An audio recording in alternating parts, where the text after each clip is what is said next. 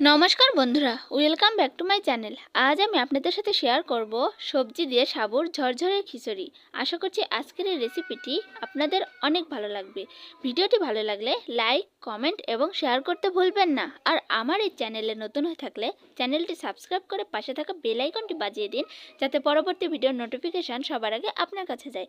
আমার এই চ্যানেলটি সাবস্ক্রাইব করে আমার এই ছোট্ট চ্যানেলটির পাশেই থাকার অনুরোধ রইল। তাহলে চলুন বন্ধুরা, দেরি না করে ঝটপট ভিডিওটি শুরু করা যাক।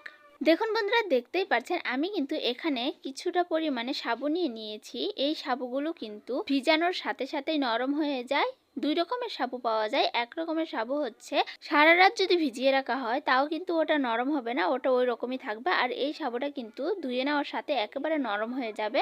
আমি সাবুগুলো 2 থেকে 3 বারের মতো সুন্দর করে ধুয়ে একবারে চিপচিপে জল দিয়ে ভিজিয়ে রেখেছি, যাতে সবগুলো জল শুষে নেয়। কারণ এই ঝরঝরে খিচুড়ি রান্না করার জন্য সাবুতে একটুও জল থাকা যাবে না। আর এখানে আমি কি কি সবজি নিয়েছি তা আপনাদের দেখিয়ে দিচ্ছি। দেখতেই পাচ্ছেন বন্ধুরা, আমি এখানে নিয়েছি একটা ছোট ফুলকপি, ছোট ছোট টুকরো করে কেটে নিয়েছি।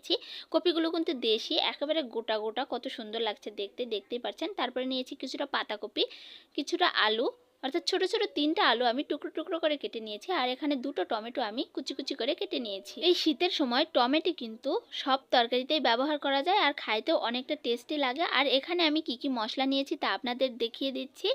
এখানে নিয়েছি কাঁচা মরিচ চেরা, জিরে বাটা, আদা বাটা, তেজপাতা, শুকনো মরিচ, আর নিয়েছি একটু গরম মশলা বাটা। গরম মশলা নিয়েছি দারচিনি আর এলাচ। এখন চলে এলাম সাবুর কাছে। দেখতেই পাচ্ছেন বন্ধুরা, সাবুগুলো কিন্তু 20 মিনিটের মতো ভিজিয়ে রেখেছিলাম। কত সুন্দরভাবে একবারে জল শুষে নিয়ে একটুখানি ফুলে ফুলে উঠেছে। আমি এখন এগুলো খুবই ভালোভাবে ঝুরঝুরে করে নেব, যাতে একটার সাথে একটা লেগে না থাকে। তো বন্ধুরা, দেখতেই পাচ্ছেন আমি কিন্তু হাত দিয়ে খুবই ভালোভাবে ছাড়িয়ে নিয়েছি, ঝুরঝুরে করে নিচ্ছি। দেখতেই পাচ্ছেন ঝরঝরে খিচুড়ি রান্না করার জন্য সাবুগুলো কিন্তু এইভাবে ভিজিয়ে একবারে শুকনো শুকনো করে ঝুরঝুরে করে নিতে হবে। খিচুড়ি রান্না করার জন্য সর্বপ্রথম আমার যেটা করতে হবে, পাতাকপিগুলো ভাপিয়ে নিতে হবে। তাই আমি চুলায় একটি কড়াই বসিয়ে তার মধ্যে দিয়ে দিলাম পাতাকপিগুলো। এখন হালকা করে খন্তা দিয়ে নাড়াচাড়া করে এর মধ্যে আমি দিয়ে দিব কিছুটা পরিমাণে লবণ, যাতে খুবই তাড়াতাড়িভাবে এটা একটু কমে আসে আর খুবই ভালোভাবে ভাপিয়ে যায়। ভাপিয়ে নেওয়ার পর আমি যেহেতু এটা ছেঁকে নেব, সেহেতু আমি এর মধ্যে একটুখানি জল দিয়ে দিলাম, যাতে খুবই ভালোভাবে এটা সিদ্ধ হয়ে যায়। তারপর একটি ঢাকনা দিয়ে ঢেকে দিয়েছিলাম 2 থেকে 3 মিনিটের মতো। 2 থেকে 3 মিনিট পর আমি ঢাকনাটি সরিয়ে নিয়েছি। দেখতে পাচ্ছেন বন্ধুরা, পাতা কিন্তু অনেকটাই কমে এসেছে। এখন আমি খুবই ভালোভাবে আবারও নাড়াচাড়া করে পাতাগুলো গুছিয়ে আবারও একটি ঢাকনা দিয়ে ঢেকে দেব 2 থেকে 3 মিনিটের মতোই। কারণ এই পাতাগুলো এমনভাবে সিদ্ধ করে নিতে হবে যাতে এই পাতাগুলোর এক্সট্রা যে জল, এই জলটা সবটাই বের হয়ে যায় আর খুবই ভালোভাবে সিদ্ধ হয়ে যায়। তাছাড়া আমি কিন্তু ঝরঝরে খিচুড়ি রান্না করতে পারবো না এই পাতাকপি দিয়ে। রান্না করতে গেলে পাতাকপি থেকে জল ছেড়ে এসে একবারে ন্যাটকা ন্যাটকা হয়ে যাবে। তো বন্ধুরা, পাতাকপিগুলো পুরোপুরিভাবে সিদ্ধ হয়ে গিয়েছে। আমি এখন একটি ছেঁকনি নিয়েছি। এই ছাঁকনির সাহায্যে কিন্তু আমি পাতাকপিগুলো খুবই ভালোভাবে ছেঁকে নিচ্ছি। দেখতেই পাচ্ছেন একটুও জল রাখবো না। এখন খুবই ভালোভাবে আমি ছেঁকে নেব, যাতে এর থেকে সব কিছু জলই পড়ে যায়। তো আমি জলটা ছেঁকে নিয়ে জলটা ফেলিয়ে দিয়েছি। এখন আমি রান্না করার জন্য চুলায় ওই কড়াইটাই পরিষ্কার করে ধুয়ে ওর মধ্যে আমি দিয়ে দিলাম তেল। আসলে কিছু আগে আমি কলা ভাজি করেছিলাম, এই কলা ভাজার জন্য তেলটা কালো হয়ে গিয়েছে, তাই এরকম লাগছে। তো আমি কড়াইয়ের মধ্যে তেল দেওয়ার পরে ফুলকপিগুলো দিয়ে তার মধ্যে দিয়ে দিলাম স্বাদ মতো লবণ আর পরিমাণ মতো একটুখানি হলুদ। ফুলকপিগুলো হালকা করে ভেজে না নিলে কিন্তু এই ফুলকপির একটা কাঁচা গন্ধ আছে, এই জন্য খিচুড়িটা খাইতে একদমই ভালো লাগবে না।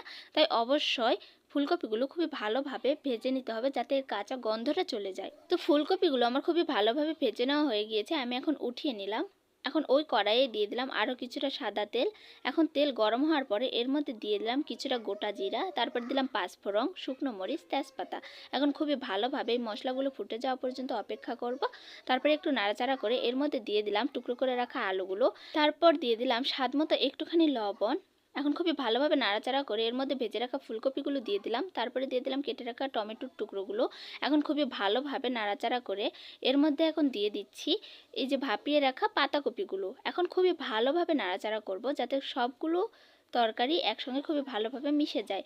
তারপরে এর মধ্যে দিয়ে দিচ্ছি চিড়ে রাখা কাঁচা মরিচ, জিরে বাটা, আদা বাটা, সব কিছুই আমার দিয়ে দেওয়া হয়ে গিয়েছে। শুধু গরম মশলাটা বাকি আছে, আমি গরম মশলাটা এখন দিয়ে দিচ্ছি।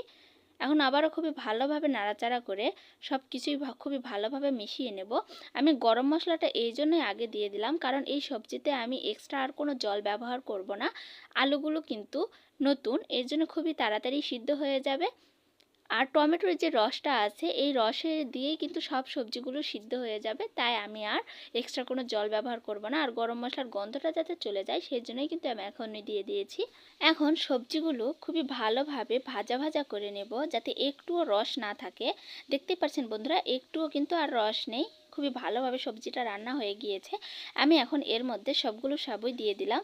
এখন খুবই ভালোভাবে নাড়াচাড়া করতে থাকবো। যদি নাড়াচাড়া না করি তাহলে কিন্তু নিচে লেগে যাবে, তাই অবশ্যই খুবই ভালোভাবে নাড়াচাড়া করতে থাকতে হবে, যাতে রসটাও শুকিয়ে আসে আর সাবুগুলো দলা না পেকে যায়।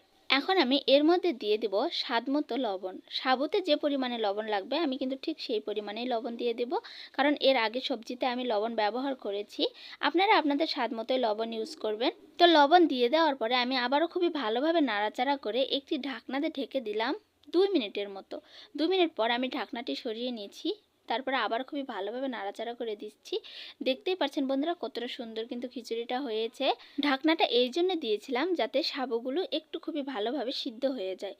তো বন্ধুরা, খিচুড়ি আমার পুরোপুরিভাবে রেডি হয়ে গিয়েছে, আমি নামিয়ে নিয়েছি। দেখতেই পাচ্ছেন কতটা সুন্দর লাগছে দেখতে আর কতটা লোভনীয় হয়েছে এই সাবুর ঝরঝরে খিচুড়ি রেসিপি। এটা দেখতেও যেমন সুন্দর, খাইতেও কিন্তু ততটাই স্বাদ। বন্ধুরা, আপনারা একবার হলেও বাড়িতে বানিয়ে খাবেন, আশা করছি অনেক ভালো লাগবে। তো বন্ধুরা, ভিডিওটি আপনাদের কাছে কেমন লাগলো তা অবশ্যই কমেন্টে জানাবেন। ভিডিওটি শুরু থেকে শেষ পর্যন্ত দেখার জন্য আপনাদের অসংখ্য অসংখ্য ধন্যবাদ। দেখা হচ্ছে পরবর্তী ভিডিওতে এইরকমই কোনো নিত্য নতুন রেসিপি নিয়ে। ততক্ষণ পর্যন্ত ভালো থাকুন, সুস্থ থাকুন। টাটা বন্ধুরা।